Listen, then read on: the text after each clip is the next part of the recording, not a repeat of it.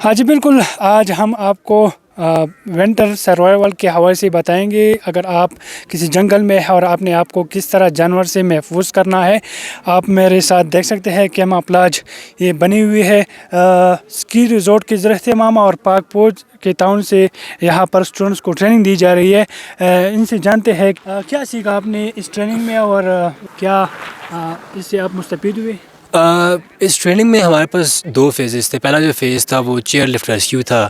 اس میں ہمیں یہ سکھایا گیا کہ جو چیئر لفٹ پہ آپ پھنس جاتے ہیں تو ان کو بندوں کو ریسکیو کیسے کرنا ہے. جو سیکنڈ فیز تھا وہ ہمارے پاکستان آرمی نے کروایا تھا. ہمیں جنگل میں لے کے آئے ہیں.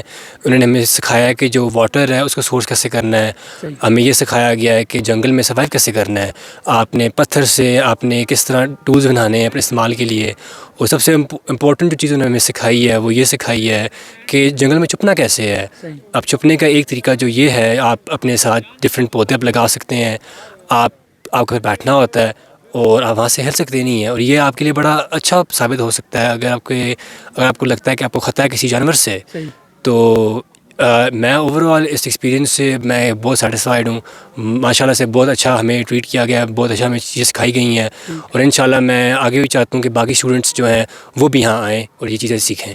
بہت شکریہ جی. آپ نے ان کی باتیں جانیں تو یہاں پر ہم دیکھ رہے ہیں کہ بڑی تعداد میں اسٹوڈنٹس بھی موجود ہیں. ان کو مختلف جو ٹریننگ ہے اس کے جو اگر آپ نے آپ کو محفوظ کرنا ہے اس حوالے سے اس کو تربیت دی جا رہی ہے. تو یہاں پر اسٹوڈنٹ سے میری بات بھی ہوئی تو انہوں نے اس کاوش کو کافی سراہا اور پاک فوج کا شکریہ ادا کیا.